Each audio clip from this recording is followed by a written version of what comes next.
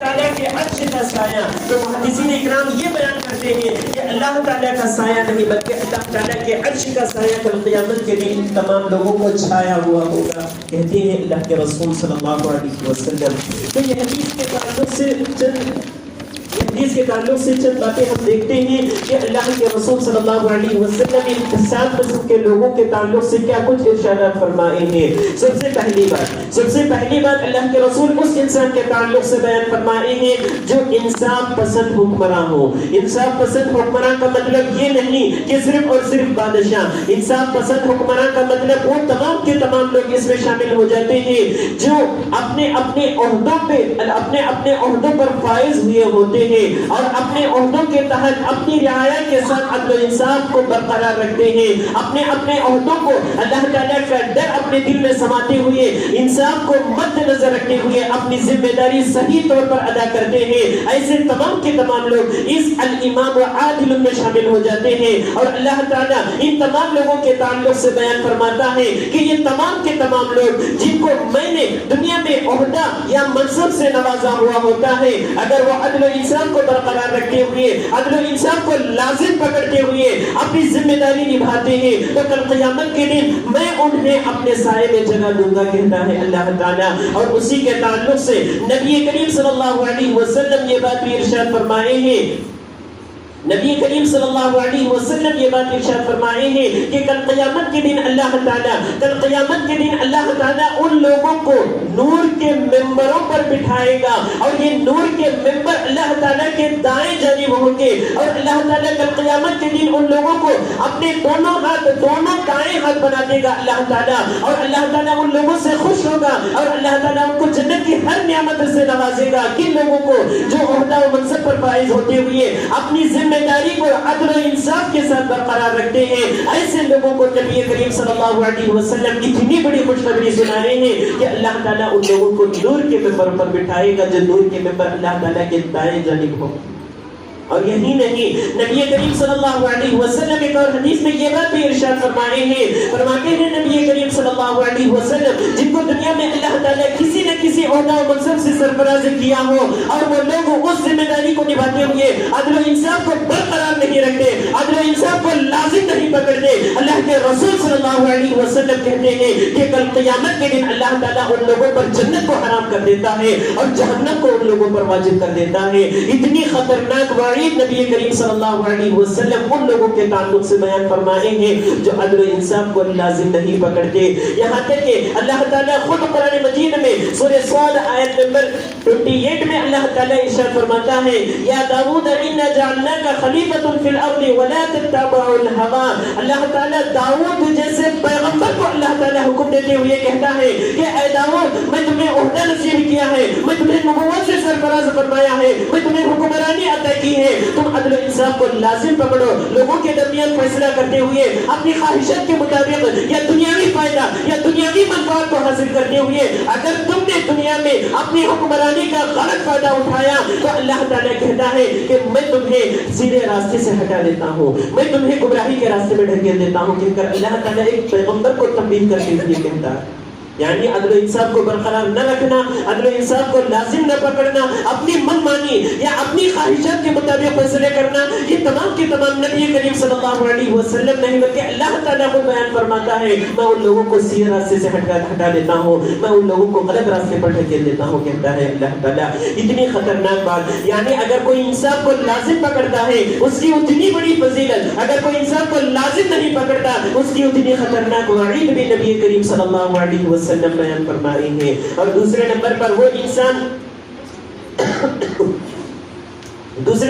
وہ نوجوان جس کی نشو نما اللہ تعالیٰ کی عبادت میں ہوئی ہو, جس کی نشو نما اللہ تعالیٰ کی عبادت میں ہوئی ہو. ایسے انسان کے تعلق سے نبی کریم صلی اللہ علیہ وسلم ارشاد فرماتے ہیں کہ یہ بھی وہ خوش نصیب انسان ہے جس کو اللہ تعالیٰ کل قیامت کے دن اپنے عرش کے سائے میں جگہ دے گا. یعنی نشو نما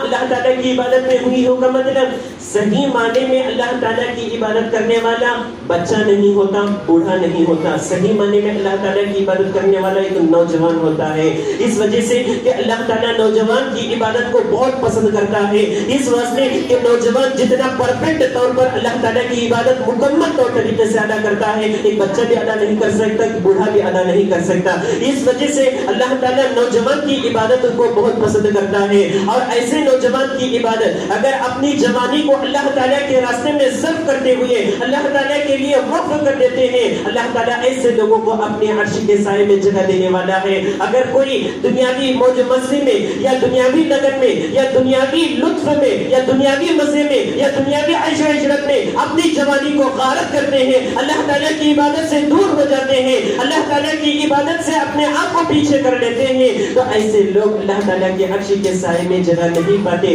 بلکہ اللہ تعالیٰ کے وعید کے مستحق قرار پاتے ہیں۔ ایسے ہی لوگوں کے تعلق سے نبی کریم صلی اللہ علیہ وسلم ایک حدیث میں یہ بات ارشاد فرمائے ہیں، اور یہ حدیث صحیح الترغیب و ترغیب کی ہے۔ نبی کریم صلی اللہ علیہ وسلم ارشاد فرمائے ہیں پانچ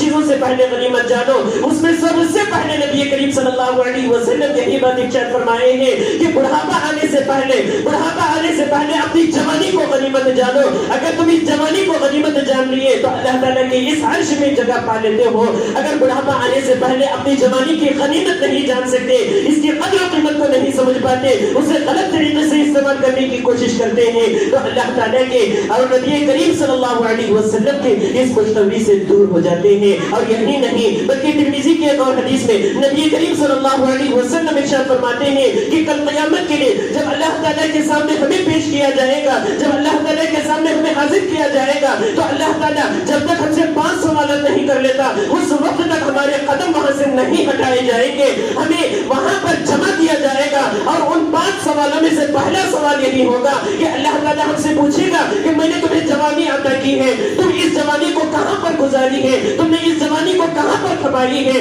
جب تک ہم اس سوال کا جواب اللہ تعالیٰ کو نہیں دیتے اللہ تعالیٰ ہمارے قدم وہاں سے نہیں ہٹائے گا۔ اللہ تعالیٰ اگر ہم غلط جوابات دے دیں گے تو اللہ تعالیٰ ہماری نظروں کے سامنے ہماری جوانی کو لا کر رکھے گا کہ تم نے میری اطاعت کی ہے یا میری نافرمانی کی ہے، اللہ تعالیٰ ہم سے کہلوائے گا۔ اتنی خطرناک باتیں نبی کریم صلی اللہ علیہ وسلم احادیث میں بیان فرمائے ہیں۔ اور اس کے علاوہ تیسرے نمبر پر وہ آدمی جس کا دل ہمیشہ مسجد سے لٹکا ہوا ہوتا ہے، جس کا دل ہمیشہ مسجد سے لٹکا ہوا ہوتا ہے، مطلب ہمیشہ نماز کی طرف مسجد کو آنے کی خواہش و تمنا اس کے دل میں زیادہ سے زیادہ پائی جاتی ہے۔ ایسے انسان کے تعلق سے نبی کریم صلی اللہ علیہ وسلم ارشاد فرماتے ہیں نماز پڑھنے کا شوق و جذبہ جس انسان کے دل میں پایا جاتا ہو، اللہ تعالیٰ کا ڈر و خوف جس انسان کے دل میں زیادہ سے زیادہ پایا جاتا ہو، ایسے انسان کے تعلق سے اللہ کے رسول صلی اللہ علیہ وسلم خوشخبری سنا رہے ہیں کہ کل قیامت کے دن اللہ تعالیٰ ان لوگوں کو بھی اپنے عرش کے سائے میں جگہ دے گا۔ اور یہی نہیں بلکہ اللہ تعالیٰ قرآن مجید کی آیت میں ارشاد فرماتا ہے، سورہ توبہ آیت نمبر 18، انما یعمر مساجد اللہ من آمن باللہ والیوم الآخر۔ اللہ تعالیٰ اس آیت کریمہ میں صاف طور پر بیان فرما رہا ہے کہ اللہ تعالیٰ کے اس گھر کو آباد کرنے والے وہی لوگ ہوتے ہیں جو صحیح معنی میں اللہ پر ایمان رکھنے والے اور یوم آخرت پر ایمان رکھنے والے۔ تو ہم اندازہ لگائیں کہ کیا ہم اس گھر کو آباد کرتے ہیں، کیا اللہ تعالیٰ کے گھروں کو آباد کرتے ہیں؟ اگر کرتے ہیں تو ہمارا صحیح معنی میں اللہ پر اور قیامت کے دن پر ایمان ہے۔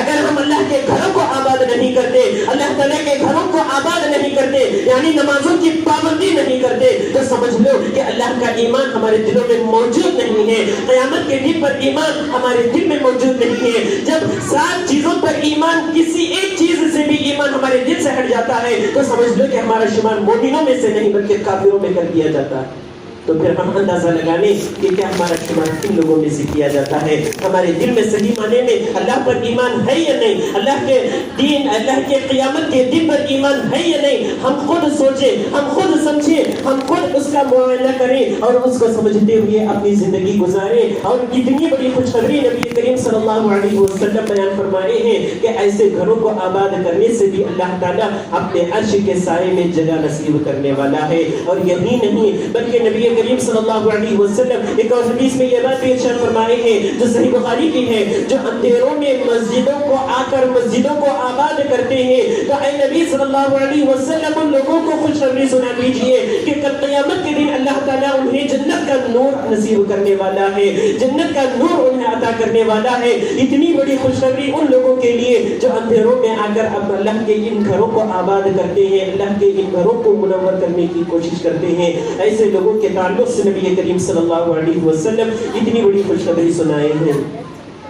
اور اس کے علاوہ چوتھے نمبر پر وہ لوگ جو اللہ کی رضا کے خاطر ایک دوسرے سے محبت کرتے ہیں یا اللہ کی رضا کے خاطر ایک دوسرے سے دشمنی کرتے ہیں، تو یہاں پر وہ لوگ شامل نہیں ہوتے جو دنیاوی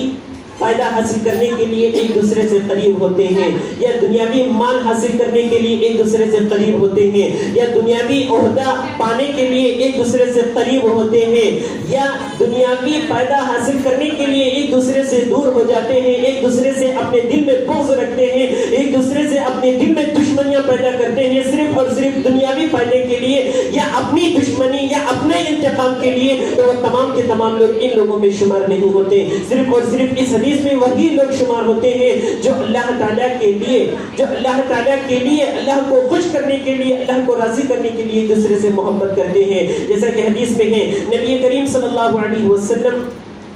جیسا کہ حدیث میں ہے ابو ادریس خولانی رحمت اللہ علیہ تابعی ہیں، وہ حضرت معاذ بن جبل رضی اللہ تعالیٰ عنہ کے پاس آئے، کہنے لگے کہ میں آپ سے محبت کرتا ہوں صرف اور صرف اس وجہ سے کہ مجھے اللہ تعالیٰ کی رضا حاصل ہو، مجھے اللہ تعالیٰ کی خوشنودی حاصل ہو، بس اسی مقصد کے تحت میں آپ سے محبت کرتا ہوں۔ تو حضرت معاذ بن جبل رضی اللہ تعالیٰ عنہ کہنے لگے کہ اگر تمہارے دل میں صحیح معنی میں یہی خیال ہے، صحیح معنی میں تمہاری نیت یہی ہے، تو نبی کریم صلی اللہ علیہ وسلم کی حدیث یہی ہے کہ جو انسان اللہ تعالیٰ کی رضا کے خاطر کسی دوسرے انسان سے محبت کرنے لگ جاتا ہے تو اللہ تعالیٰ اس سے راضی ہو جاتا ہے، اللہ تعالیٰ اس سے خوش ہو جاتا ہے۔ یہ خوشخبری نبی کریم صلی اللہ علیہ وسلم بتلائے ہیں۔ اس کے بعد تین خصلتیں نبی کریم صلی اللہ علیہ وسلم بتلائے ہیں کہ جب یہ تین خصلتیں یعنی تین نشانیاں اگر کسی انسان کے اندر پائی جاتی ہیں تو اللہ تعالیٰ دنیا میں اسے ایمان کی مٹھاس نصیب کر دیتا ہے، اسے ایمان کی لذت اللہ تعالیٰ نصیب کر دیتا ہے۔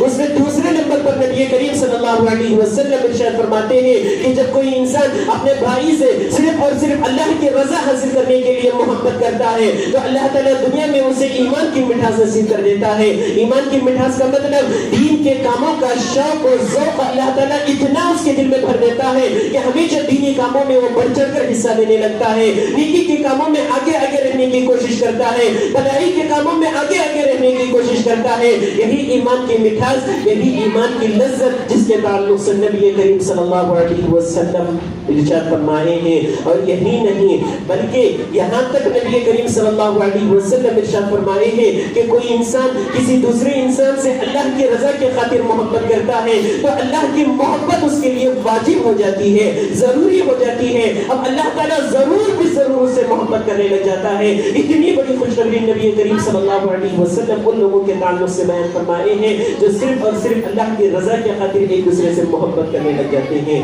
اس کے بعد پانچویں نمبر پر عہدہ ہوتے ہوئے ایسی خوبصورت عورت جو کسی مرد کو اپنے پاس دعوت زنا دیتی ہو اور وہ مرد اس دعوت زنا سے اپنے آپ کو بچاتے ہوئے صرف اور صرف اللہ تعالیٰ کا ڈر اپنے دل میں پیدا رکھتے ہوئے اس گناہ سے باز آ جاتا ہے تو نبی کریم صلی اللہ علیہ وسلم کہتے ہیں کہ ایسا انسان بھی وہ خوش نصیب ہے جس کو اللہ تعالیٰ اپنے عرش کے سائے میں جگہ دینے والا ہے۔ جیسے کہ مثال کے طور پر اللہ تعالیٰ قرآن مجید میں ارشاد فرمایا حضرت یوسف علیہ السلام ایسے جلیل القدر پیغمبر تھے کہ جب مصر کے بادشاہ کی بیوی عہدے پر ہوتے ہوئے خوبصورت ہوتے ہوئے اپنے پاس بلا کر اپنا کمرہ بند کرتے ہوئے دعوت گناہ جب ان کو دی تو اللہ کا ڈر اپنے دل میں پیدا کرتے ہوئے الزامات کو برداشت کر لیے، صلاحوں کو برداشت کر لیے، اس گناہ سے باز آ گئے اور اللہ تعالیٰ کے مقرب بندوں میں شمار کر دیے گئے۔ یہ مثال اللہ تعالیٰ خود قرآن مجید میں بیان فرمایا ہے۔ اور یہی نہیں نبی کریم صلی اللہ علیہ وسلم بھی صحیح بخاری کی حدیث میں جو بنی اسرائیل کا مشہور واقعہ ہے، نبی نبی کریم صلی اللہ علیہ وسلم بیان فرما رہے ہیں ان 3 لوگوں میں سے ایک آدمی جو اپنی چچا بہن سے محبت کرتا تھا تو محبت کرنے کی وجہ سے جب اس سے گناہ کرنے کے لیے اس کے پاس اس کے ٹانگوں کے قریب بیٹھ گیا تو اس نے صرف ایک جملہ کہا کہ اخاف اللہ یا عبد اللہ اخاف اللہ، اے اللہ کے بندے اللہ سے ڈر، نکاح کے بغیر میری بکارت کو حاصل کرنے کی کوشش نہ کر، نکاح کے بغیر میری شرمگاہ کو حاصل کرنے کی کوشش نہ کر۔ جیسے ہی یہی 2 کلمے اس نوجوان کے کانوں میں پڑے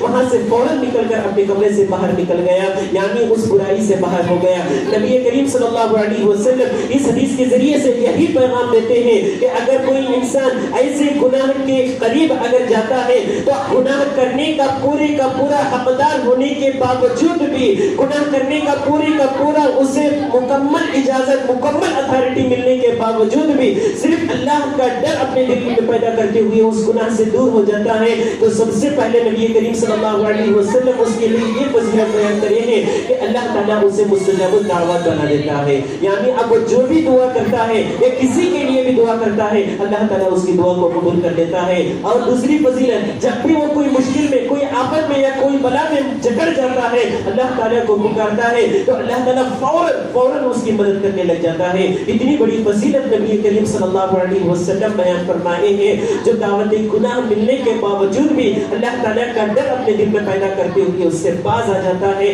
تو ایسے آدمی کے تعلق سے نبی کریم صلی اللہ علیہ وسلم بیان فرمائے ہیں اور اس کی فضیلتوں کو بیان فرمائے ہیں۔ اس کے بعد 6 نمبر پر خفیہ طور پر صدقہ کرنے والا، یعنی چھپا کر صدقہ کرنے والا، اس کی بہت بڑی فضیلت ہے۔ یہاں تک حدیثوں میں یہ بات بھی بیان کی گئی ہے کہ نبی کریم صلی اللہ علیہ وسلم ارشاد فرمائے ہیں کہ نیک اعمال میں سے صدقہ وہ واحد عمل ہے جو اللہ تعالیٰ کے عرش کے سائے کے علاوہ اس صدقے کا سایہ بھی کل قیامت کے دن لوگوں کو نصیب ہونے والا ہے۔ کیسے لوگوں کو جو اخلاص کے ساتھ، جو صحیح معنی میں اللہ کو راضی کرنے کے لیے اللہ تعالیٰ کے راستے میں صدقہ کرتے ہیں، ایسے لوگوں کو اللہ تعالیٰ اس صدقے کا سایہ نصیب کرے گا۔ اور یہی نہیں، نبی کریم صلی اللہ علیہ وسلم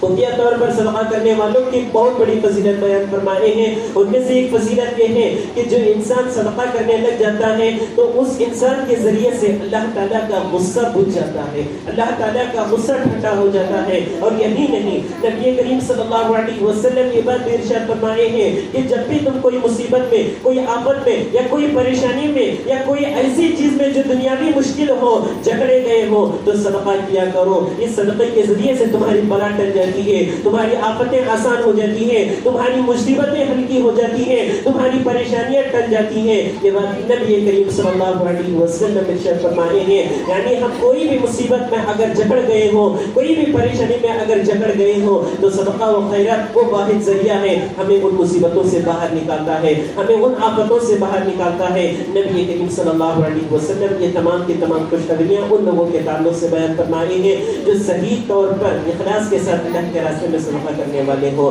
7ویں نمبر پر ایسے لوگ جو اللہ تعالیٰ کا ڈر اپنے دل میں سماتے ہوئے اکیلے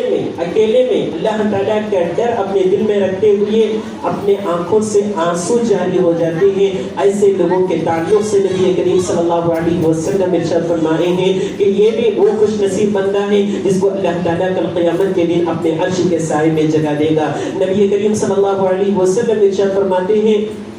صحیح مسلم کی حدیث ہے، فرماتے ہیں نبی کریم صلی اللہ علیہ وسلم 2 قسم کے لوگوں کو کل قیامت کے دن جہنم کی آگ نہیں چھوئے گی۔ جہنم کی آگ 2 قسم کے لوگوں کو نہیں چھوئے گی۔ ایک وہ جس کے آنکھوں سے اللہ تعالیٰ کا ڈر کی وجہ سے آنکھوں سے آنسو جاری ہوئے ہوں، ایسی آنکھ والے کو اللہ تعالیٰ جہنم کو اس پر حرام کر دیا ہے۔ دوسرے نمبر پر وہ آنکھ جو اللہ تعالیٰ کے راستے میں پہرا دیے ہوئے ہو، یعنی واچمین کی ڈیوٹی کیے ہو اللہ تعالیٰ کے راستے میں، تو ایسے 2 لوگوں کو اللہ تعالیٰ جہنم کی آگ کو ان پر حرام قرار دیا ہے۔ اور یہی نہیں بلکہ ان کے علاوہ اور کچھ ایسے بھی لوگ ہیں جن کے تعلق سے نبی کریم صلی اللہ علیہ وسلم بعض احادیث میں ان 7 لوگوں کے علاوہ اور بھی بعض لوگوں کو کل قیامت کے دن اللہ تعالیٰ یعنی اپنے عرش کے سائے میں جگہ دے گا. تو ان میں اور ایک 8ویں نمبر پر وہ لوگ ہیں جو تنگدست کو مہلت دیتے ہیں یا معاف کر دیتے ہیں. یعنی تنگدست کا مطلب کوئی غریب ہے, کوئی محتاج ہے, اپنی ضرورت کے مطابق اسے مدد کیے ہیں, یا وہ ہماری واپس یعنی کوئی قرض دے دیے ہیں, کوئی پیسے یا کوئی چیز دے دیے ہیں, تو ہماری ضرورت کے وقت وہ واپس نہیں کر سکا, تو اسے معاف کرنے والا یا اسے مہلت دینے والا اللہ تعالیٰ کے عرش کے سائے میں جگہ پا لیتا ہے. یہ حدیث نبی کریم صلی اللہ علیہ وسلم ارشاد فرمائے ہیں اور یہ حدیث بھی صحیح مسلم کی ہے. اس کے علاوہ ایک اور آدمی سچا تاجر یعنی حقیقت میں انصاف کے ساتھ بزنس کرنے والا, ایسے آدمی کے تعلق سے بھی نبی کریم صلی اللہ علیہ وسلم ارشاد فرمائے ہیں. صحیح بخاری کی حدیث, نبی کریم صلی اللہ علیہ وسلم کہتے ہیں کہ انصاف کے ساتھ سچائی کے ساتھ بزنس کرنے والے کو کل قیامت کے دن اللہ تعالیٰ اپنے عرش کے سائے میں جگہ دے گا. اور یہ حدیث علامہ البانی رحمۃ اللہ علیہ کے السلسلۃ الحدیثہ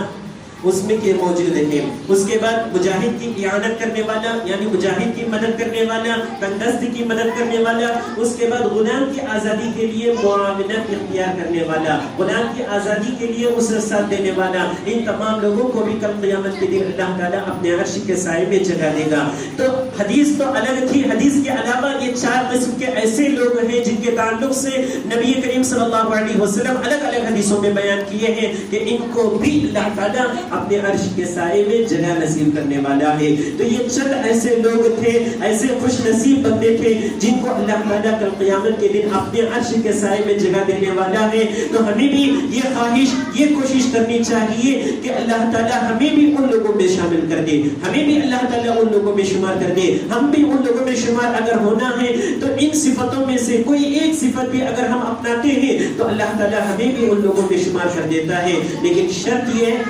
یہ کہ ہمارے دل میں اخلاص ہو, ہمارے دل میں اللہ کا ڈر موجود ہو. ان دو چیزوں کے علاوہ ہماری کامیابی ممکن نہیں ہو سکتی. بس انہی چند باتوں پر میں اپنی بات کو ختم کرتے ہوئے اللہ تعالیٰ سے دعا کرتا ہوں کہ اللہ تعالیٰ ہم جو بھی قرآن و حدیث کی باتیں سنتے ہیں ان تمام پر عمل کرنے کی توفیق عطا فرما, اور جب تک ہمیں زندہ رکھے اسلام اور ایمان پر زندہ رکھ, اور جب ہمارا خاتمہ ہو تو خاتمہ بالخیر ہو. آمین. وآخر دعوانا الحمدللہ رب العالمین. اخیر میں ایک بات بتا کر میں اپنی بات